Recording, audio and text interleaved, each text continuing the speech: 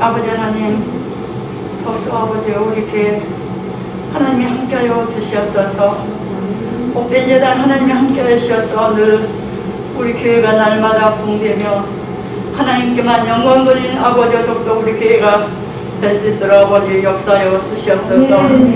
우리 교회 날마다 붕대게 도와주시옵소서. 아버지 더욱더 깨고 기도할 수 있도록 도와주시옵소서. 하나님께서 역사하여 주시옵소서. 아버지 하나님 더욱더 우리 교회에 너무나 위하갑니다. 하나님이 하나님 내 아버지께서 우리 교회가 아버지 더욱더 빈자가 채워가며 하나님 기뻐드릴 수 있도록 아버지 주님 역사하여 주시옵소서.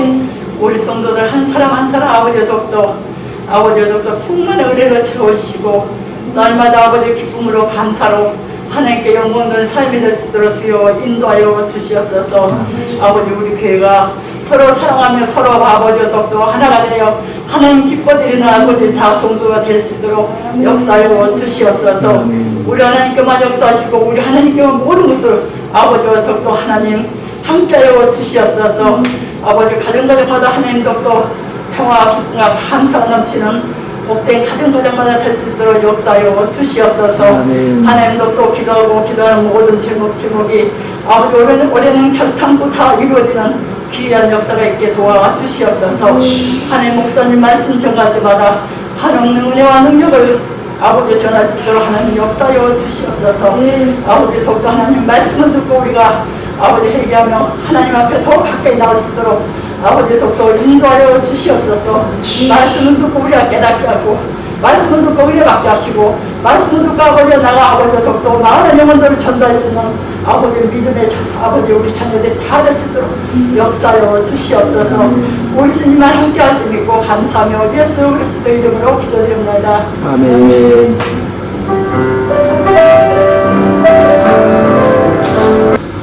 에베소서 4장 11절에서 15절 말씀 같이 읽겠습니다. 아멘.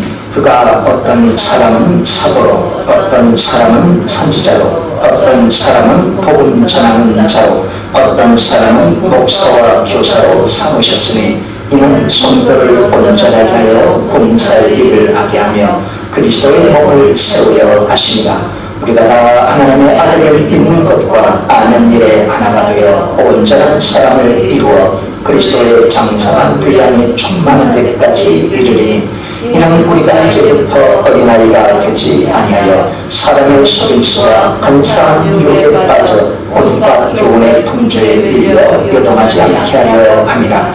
오직 사랑 안에서 참된 것을 하여 범사에 그에까지 자랄지라. 그는 어린이 곧 그리스도하라. 아멘. 304장 부르시고 하나님의 말씀을 나누도록 하시겠습니다. 저 하늘로 이 사랑을 지우지고 나는 그 세상을 생각나고 영원히 역시나를 사며 성도여 찬양하세.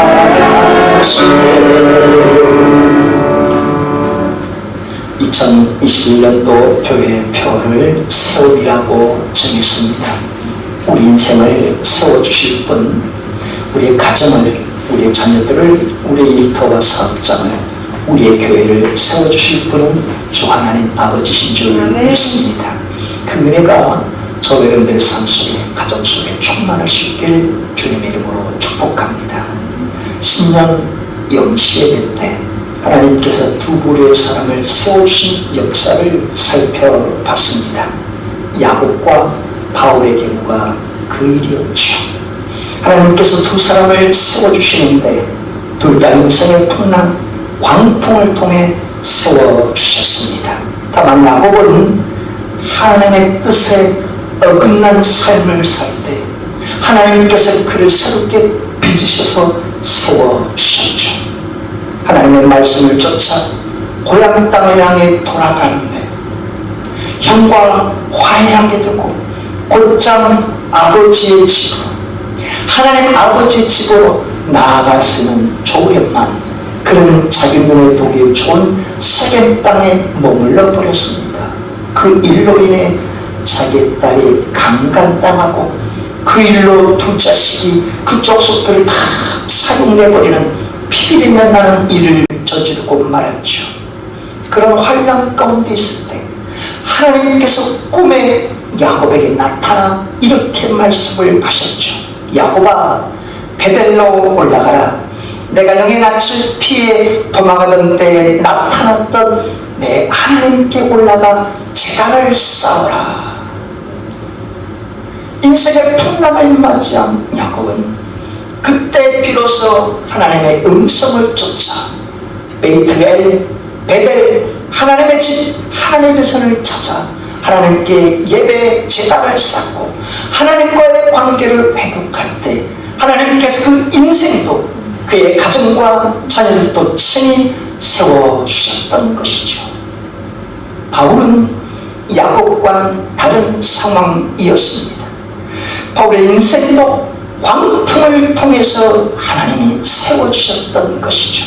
하지만 그는 34살에 주님을 만난 이래 광야의 3년의 인생을 거쳤고 그리고 7년 동안 자기 집에 직거하며 신앙 훈련을 거쳤고 드디어 44살에 안디옥교회의 공동 담임 목회자로 부름받은 이후 3년 지난 47살에 1차, 2차, 3차 전도여행, 곧 13년에 걸친 전도여행을 다 마치고 예루살렘에 돌아왔을 때 체포당하여 가이사야에서 배를 타고 로마로 호송되는 가운데 유라굴로 광풍을 맞이했던 것이죠. 야곱처럼 하나님의 뜻에 어긋난 삶을 살거나 자기 탐욕을 쫓아 산 바울이 아니었습니다. 여전히 하나님의 뜻에 순종하며 하나님께 전적으로 자신을 내어 맡기는 삶 가운데 맞이한 인생 광풍이었죠. 왜 그런 일이 일어났습니까? 그 광풍을 맞으며 14일 동안 표류하며 출구전락이 보지 않던 그때 그날 밤에 하나님께서 바울에게 찾아와 이렇게 말씀해 주셨습니다. 바울아, 두려워하지 마라. 너는 가이사 앞에 설 것이요 너와 함께는 배에 있는 사람들의 생명을 너에게 맡겼느니라. 바울아, 이 광풍 때문에 너는 죽을 것이 아니다. 이 광풍으로 인해 너와 함께한 275명의 사람들이 다시 살림을 받고 세움을 받을 것이다. 그들의 영혼을 너에게 맡겼으니 네가 그들의 영혼을 내게로 인도하여 바로 살도록 하라 하신 하나님의 뜻이었습니다. 유라굴라 인생의 광풍을 통해 14일간 표류하고 헤맬 때 하나님께서 나타나서 역사하시고 친히 말씀해 주신 음성이었고 그때의 바울의 인생 속에만 유라굴라 광풍은 더 하나님의 뜻을 받들고 바울 주변에 함께한 사람들의 생명을 건조리도록 하기 위한 그렇기 위해서 세우기 위한 하나님의 섭리였던 것이죠. 새로운 1년을 맞이했는데 코로나19의 풍랑과 광풍이 우리 자신에게도 닥쳐올 수 있지 않겠습니까? 이때 내 경우는 어떤 처지인가? 내 경우도 야곱과 같은 처지에서 맞이한 광풍인가? 내 경우는 바울의 상황 같은 맞이한 유라굴라 광풍의 코로나19의 상황인가? 우리 스스로 생각해 볼 수 있고 내게 합당한 처지에 주께서 말씀하시는 음성을 통해 순종할 때 하나님께서 내 인생을, 우리의 가정을, 자녀들을, 일터를, 사업장을, 교회를 친히 세워주시는 역사가 임하게 주실 줄 믿습니다. 주님의 이름으로 축복합니다. 그리고 오늘 또 하나의 경우가 있다는 사실을 우리는 놓치지 말아야 합니다. 하나님께서 또 하나의 경우를 통해 세워주시는 인생을 살게 하시는 것 말입니다. 대체 그게 어떤 경우이겠습니까? 2020년 12월 중순부터 마지막까지 살펴본 여호수아의 말씀을 통해 우리에게 일깨워주는 부분이 그것입니다. 여호수아서는 모세가 죽고 출애굽 1세대가 사명을 다하고 죽고 이제 여호수아와 함께 출애굽 1.5세대와 2세대를 통해 가나안 땅을 정복하고 땅을 분배해주는 모습이 그려져 있습니다. 1장에서 5장은 하나님의 전적인 능력 가운데 요단강을 홍해처럼 통과하여 길갈에 당도하고, 그때 길갈에서 광야에서 태어난 자식들이 다 할례를 행하고 그 길갈에서 유월절을 지켰던 것이죠. 그리고 6장에서 8장은 가나안 땅의 중부지역 여리고성읍과 아이성읍을 다 점령한 모습이 나오고, 그리고 9장에서 10장은 가나안 땅의 남부지역 곧 예루살렘의 아도니세덱 왕과 동맹을 맺은 5개 동맹국을 다 격파하고 점령한 모습과 그 이후에 막게다를 비롯한 6개 지역을 차례로 점령한 모습이 9장과 10장에 다 나오는 내용입니다. 그런데 그 10장을 읽으면서 아주 놀라운 부분을 알게 되었습니다. 10장 전반부에 가나안 남부지역에 예루살렘의 아도니세덱과 동맹국을 맺은 5개 왕들을 다 격파시키고, 그때 하나님께서 여호수아와 이스라엘 군대를 다시금 불러들인 곳이 있었습니다. 뿐만 아니라 또다시 그 남부지역에 막게다를 비롯한 6개 성읍들을 다 점령한 이후에도 또다시 불러 올리신 곳이 있었던 겁니다. 바로 그것이 길갈이었습니다.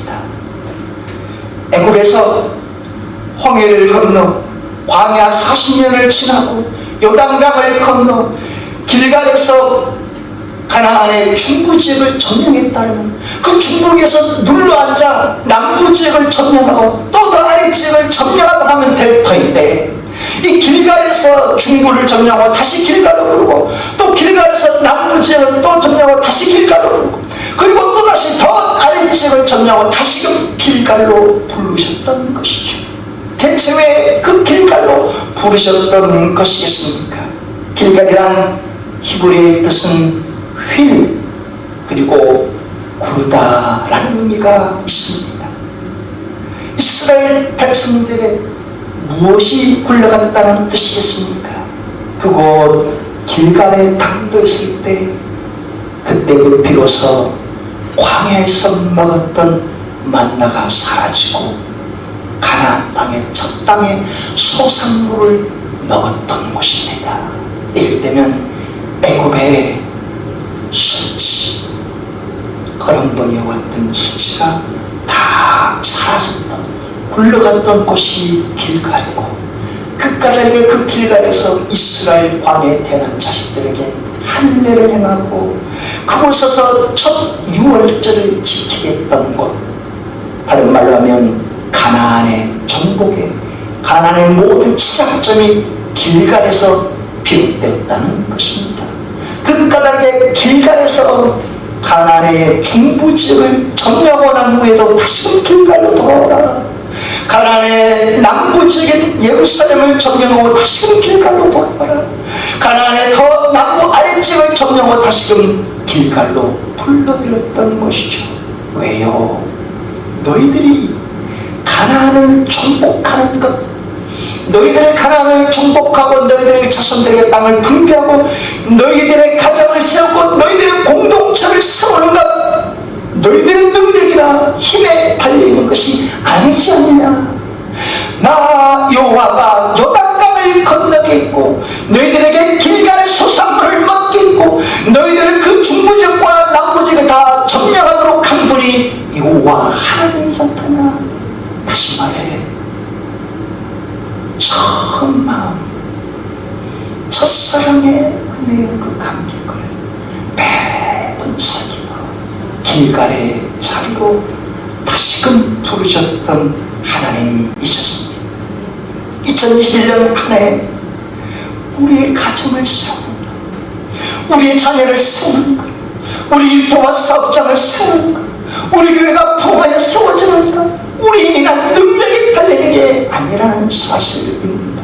오직 우리 생명의 주권자여, 우리 가정의 책임자여, 우리 인생의 근원자이신 하나님 아버지께 달려있기에 하나님께서 매번 우리를 길갈의 자리로 부르시기를 원하신다는 것입니다. 역사학자 설민석 씨가 무명의 어느 학원 강사였다가 갑자기 언론에 노출되며 갑자기 떠버린 사람 아니었습니까? 그런데 그가 2020년 말 모든 방송에서 한참다고 스스로 발표했고 그에 대해서 논문 표절 심사를 하는 중입니다. 왜 그가 그런 수치스러운 일을 겪었겠습니까? 그가 신앙인이었다면 그 스스로 길갈의 자리를 버려버린 채 자기 교만, 자기 아집, 자아의 능력에 도취된 까닭을 아니겠습니까? 하나님께서 그를 만일 신앙인이요 사랑하신다면 다 모든 것을 내려놓고 다시금 길갈에서 시작하도록 부르시는 은혜의 자리인 줄 믿습니다. 2021년 새해에 저와 여러분들도 예기치 못한 승리를 맛볼 수 있게 하신 하나님입니다. 그때마다 우리가 취할 자리가 어디인지 하던 일이 좀 잘 풀리고 뭔가 승리를 얻어내는 그 모습을 우리에게 베푸실 때 자아도취에 취하지 않고 내 능력인 마냥 내 실력 있는 것 마냥 내 능력에 취하지 말고 주님은 우리를 매번 길갈의 자리로 부르셔서 믿음과 신앙을 정건케 하시고 예배자의 모습으로 우리를 매번 부르시길 원하시는 아버지십니다. 그래야 초심을 잃지 않고 교만한 자가 아니라 늘 겸손한 자로 주님의 긍휼을 구하며 살 수 있기 때문에 말입니다. 오늘도 주님은 우리를 길갈의 자리로 부르셔서 주님 앞에 각자의 연약함을 고백하며 2021년 한 해를 주님께 맡기도록 우리를 부르시는 은혜를 베푸신 줄 믿습니다. 오늘 본문을 통해 우리에게 베푸시는 신년주일 첫 말씀이 바로 이것입니다. 에베소서는 바울이 3차 전도여행을 마치고 로마의 감옥 곧 자기 셋집에 감금된 상태에서 써보낸 편지였습니다. 그때가 바울의 나이 60대인 일이었죠. 바울은 그곳에서 자신을 찾아오는 사람들에게 복음을 전했고 그곳에서 2년간 머무르며 4개의 옥중서신을 써보냈는데 에베소서, 빌립보서, 골로새서 그리고 빌레몬서가 그것이었습니다. 그 옥중서신 중에 하나인 에베소서를 통해 바울이 강조하자고자 하는 바가 무엇이겠습니까?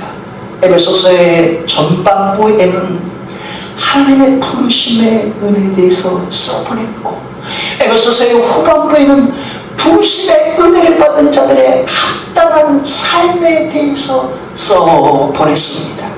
바울이 53살의 나이에 인구 25만이 살고 있는 에베소 도시 로마 제국시대의 4대 대도시인 그곳에 바울이 들어갔습니다.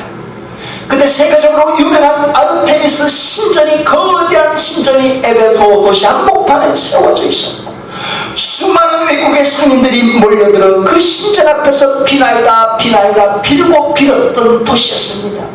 바울이 그곳에 들어가 복음을 전하는데 그때 신전의 영향을 받은 아르테미스 신전의 영향을 받은 에베소 도시의 구리 상업업자들은 그 신전 모양을 본뜬 작은 부적상을 만들어서 상인들에게 팔며 돈을 거둬들였죠.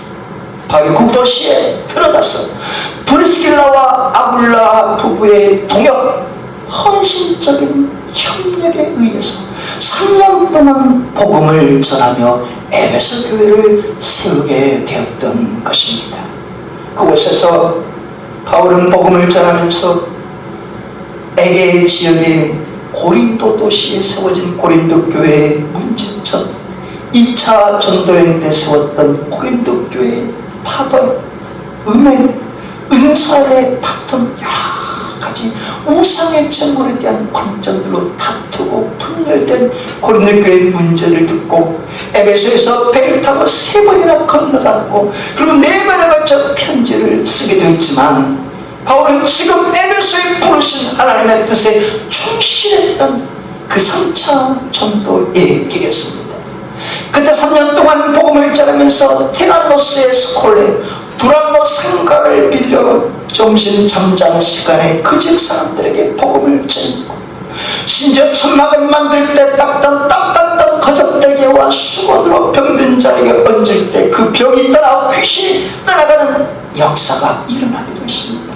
이 놀라운 광경을 본 에베소 도시 사람들이 주님을 믿고 영접하여 교회의 일원이 되기도 했는데 아르테미스 신전의 부적상을 작은 조각상을 팔던 데메드리오라는 이 조각상이 자기 수입원이 끊길 걸 생각해서 수많은 사람들을 선동하여 에베소의 연극장으로 들려가 난동을 피웠습니다.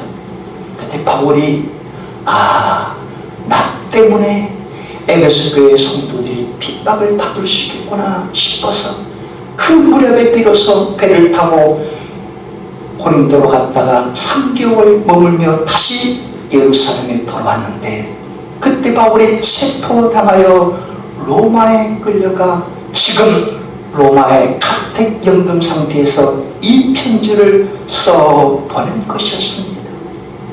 바로 이와 같은 상황 속에 에베소 교회가 태동된 것이었죠. 세계적으로 유명한 아르테미스 신전 아래 사람들이 비나이다 하던 그곳 말입니다. 인구 25만 명, 목포시보다 더 많은 인구의 사람들이 아르테미스 신전에 엎드려 비고비나이다는 그 도시 말입니다. 신년이 되면 시무식을 하며 곳곳의 사업장에 돼지머리를 넣고 비나이다 천지신년기 비나이다 하는 모습처럼 말입니다. 바울이 그 도시에 들어가 예수 그리스도의 생명을 전할 때 귀신에 따라와 병든 자가 고침받고 생명의 복음을 영접한 사람들이 에베소 교회 공동체를 이루었던 것입니다. 그로부터 교회가 시작된 것이었으니 그것이 바울의 능력 때문이겠습니까? 그것이 에베소 교회 성도들의 믿음 때문이겠습니까? 그렇지 않았습니다. 철저히 세상 항복판에 수많은 사람 가운데 주님이 택하신 은혜를 베풀어 주셨기 때문이죠. 바울도 예전에 34살 전에 주님을 만나기 전에 교회의 핍박자여 주님의 대자자였던 그였으니 이런 자신에게도 주님의 부르시는 은혜를 베풀어 주셨기에 지금 이 길을 걷는 것이요 이것은 에베소 교회가 태동되고 세워지는 모습도 결코 다르지 않다는 것입니다. 그래서 에베소의 전반부에 여러분이 구원받은 것은 25만 명이 넘는 에베소의 사람들 가운데 여러분을 부르셔서 그의 공동체로 뽑아주신 것은 여러분이 잘나서 내게 능력이 있어서 아니요 전적인 주님의 부르심의 은혜 아닙니까? 라고 에베소 전반부에 써버렸던 것이죠. 오늘 신년주의를 맞아 주님께서 우리의 심령 속에도 그렇게 친히 말씀해 주지 않겠습니까? 사랑하는 아들아, 사랑하는 딸아, 너도 마찬가지 아니겠느냐? 네가 잘나고 똑똑해서 네가 능력이 있어서 내 자녀로 부른 게 아니지 않느냐? 너는 여전히 죄와 허물 속에 있지만 내가 너를 사랑하기 때문에 내가 너를 한없이 사랑하기 때문에 세상 가운데서 너를 내 자녀로 부른 것 아니더냐? 사랑하는 내 딸아, 사랑하는 내 아들아, 2021년 한 해에도 나의 부르심의 은혜를 네가 잊지 않았으면 좋겠다. 내가 힘들거나 때로 잘 나가거나 승승장구할 때도 교만하지 말고 너를 부르는 겸손의 자리, 길갈의 자리를 네가 놓치지 않았으면 좋겠다. 그곳에서 부르심에 응답하며 네가 살기를 해 나갔으면 좋겠다 라고 우리에게 말씀하지 않겠습니까? 부르신 곳에서 나는 예배하네. 어떤 상황에도 나는 예배하네. 부르신 곳에서 나는 예배하네. 어떤 상황에도 나는 예배하네. 나스한 성령이